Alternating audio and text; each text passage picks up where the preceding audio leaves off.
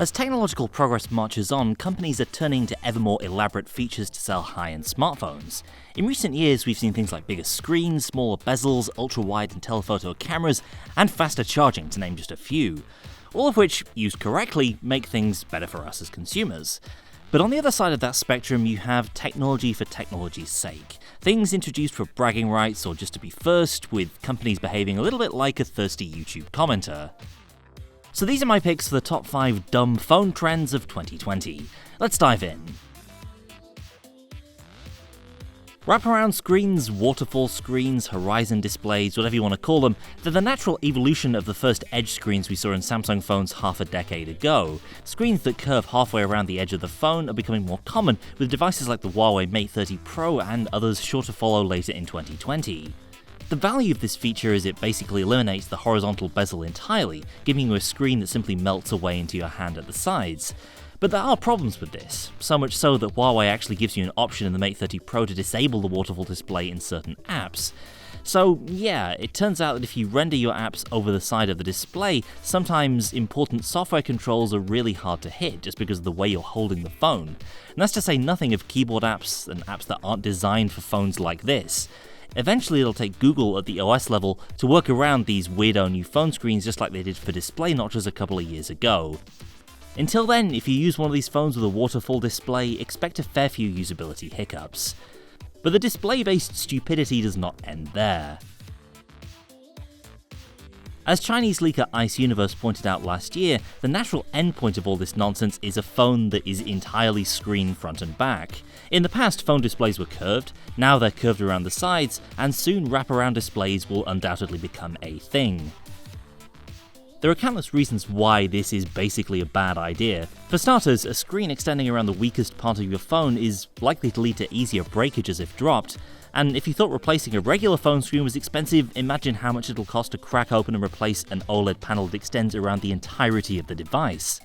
Then there's the question of ease of use. Even on the Huawei Mate 30 Pro, it's undeniably harder to hold a phone like this when the main contact points are on the side of the touchscreen, either on the thinnest part of it or around the back itself.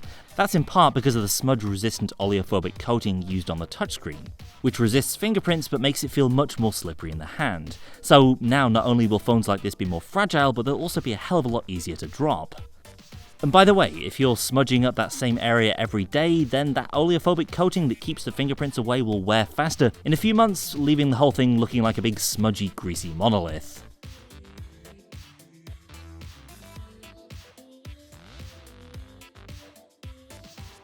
We've just gotten to the point where everyone, well, almost everyone, is on USB-C. But already some brands are reportedly looking at ways to remove all ports altogether from high-end smartphones. That's what's being mulled by top Apple analysts for the next-gen iPhones launching either in 2020 or 2021, with the most premium iPhone for this year reportedly offering a completely wireless experience. We've already largely gotten rid of headphone jacks, some phones don't even have physical buttons, and with eSIM devices you even don't really need a SIM slot anymore. Which sounds great, no nasty ports cluttering up your perfectly crafted side bezels, and with wireless charging now common, who even needs to plug in anyway?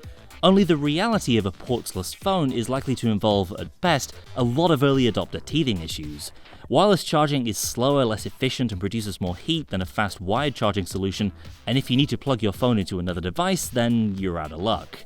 Worse still, the charging cables that come with a portless phone would likely end up looking like some early smartwatch cable, basically a miniature Qi wireless charger, which would undoubtedly be bulky and annoying. I'm generally quite optimistic about the future of foldables. The Samsung Galaxy Fold in particular has proven the viability and potential of this format, but as foldable displays become easier to acquire, we're all but certain to see an influx of crap foldables from less reputable players. For the quintessentially rubbish foldable phone, look no further than 2019's Royole FlexPi, with a clunky design, ugly build, and dumpster fire software. This is the phone which, in a truly bizarre development recently, was repurposed by Pablo Escobar's family for launch in brilliant gold as the optimistically named and apparently indestructible Escobar Fold 1. Now, there's no reason to expect upcoming foldables from Motorola and Samsung, like the new Razr and the expected Galaxy Z Flip, will be as bad as this. But equally, just as cheap, bargain bin Android tablets are usually best avoided, the first low-priced foldables are likely to lack the durability, overall quality, and after-sales support you get with a Samsung, Motorola, or Huawei device. Even Samsung, with all its engineering talent, had some initial teething problems with the Fold. One of the big trends of 2020 in phones will be fast 120Hz screens, promising smoother scrolling, smoother video, and a more responsive performance. But those additional 60 frames per second compared to a normal Android phone aren't free, as a power cost to pumping out those extra frames, as we know from existing phones like the OnePlus 7 Pro and Razer Phone 2. So as more brands launch 120Hz screens in 2020, it seems all but inevitable that some of them will land on the wrong side of the screen-to-battery balance. Early reports suggest that the extra-large batteries included in the Galaxy S20 series are there for good reason. You just need between 4500 or 5000 mAh of battery to push that higher refresh rate. So if you see a higher refresh rate with anything less than a 4000 mAh cell, even if in theory you think it should be giving you decent battery life, then maybe wait and see for a couple of reviews before committing. That's it for now. Let us know what you're looking forward to from 2020's new Android phones down in the comments, and subscribe so you don't miss future videos. Thanks for watching, and I'll see you next time.